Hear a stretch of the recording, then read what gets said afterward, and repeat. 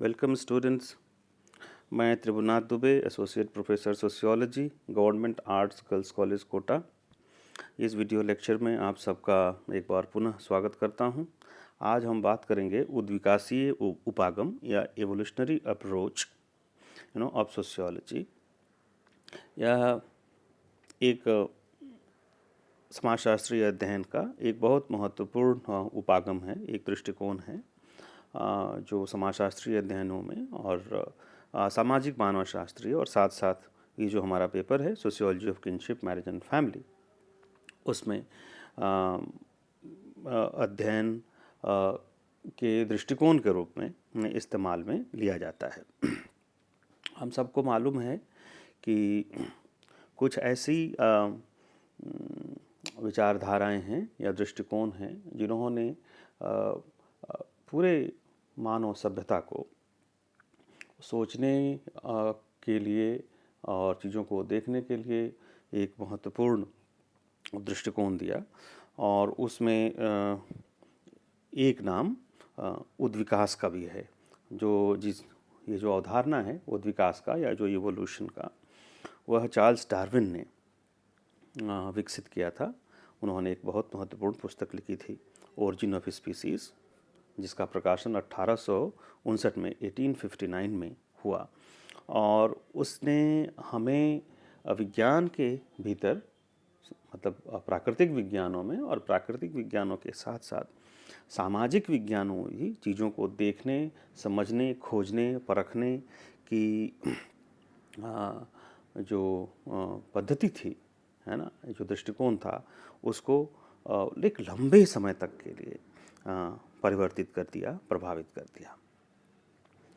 तो समाजशास्त्र पर भी निश्चित रूप से उसका प्रभाव पड़ना था, और इसीलिए हम देखते हैं कि समाजशास्त्र के अधिकांश बहुत सारे अध्ययनों में और चिंतनों में चार्ल्स डार्विन के इस उद्विकास का प्रभाव है। और विशेष करके जो प्रारंभिक अध्ययन जितने भी हैं समाजशास्त्र के, उनमें लगभग सब में यह दृष्टिकोण परिलक्षित होता है। जो मुख्य जो अवधारणाएं हैं या जिनको हम कह सकते हैं कि जो मान्यताएं हैं डार्विन के इस उद्विकासीय सिद्धांत की, वो क्या हैं, उनको हम पहले समझ लेते हैं। और हम देखेंगे कि ये जो मुख्य मान्यताएं हैं उन्हीं को ध्यान में रख करके या उन्हीं के आधार पर कहीं ना कहीं सामाजिक विश्लेषण या समाजशास्त्रीय विश्लेषण समाजशास्त्र के प्रारंभिक दिनों में हुए। और ये जो प्रमुख अवधारणाएं हैं वो क्या हैं, उसमें पहला है कि उद्विकासीय जो दृष्टिकोण है वो ये मानता है कि विकास जो है, समाज का विकास, या वह सरल अवस्था से जटिल अवस्था में होता है।